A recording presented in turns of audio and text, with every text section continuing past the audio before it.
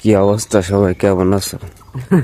আপনারা যারা বলছেন যে শীত শেষ হয়ে গিয়েছে, এই ভুল কথাগুলো বারবার বলবেন না। আমার চরম আকারে রাগ হয়। কারণ এই যে দেখুন, শীতের শেষ মুহূর্তে আর 2 দিন পর হচ্ছে ফাল্গুন মাস।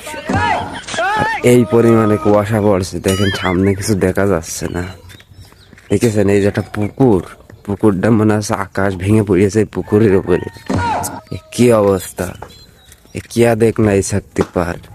তোমরা একটু ভিডিওটা ভালো করে দেখো, শেয়ার করো। আমাদের চুয়াডাঙ্গা মানে শীত, আমাদের চুয়াডাঙ্গা মানে গরম, আমাদের চুয়াডাঙ্গা মানে আরো কত কিছু কেউ জানে না, বুঝতে পারিছেন?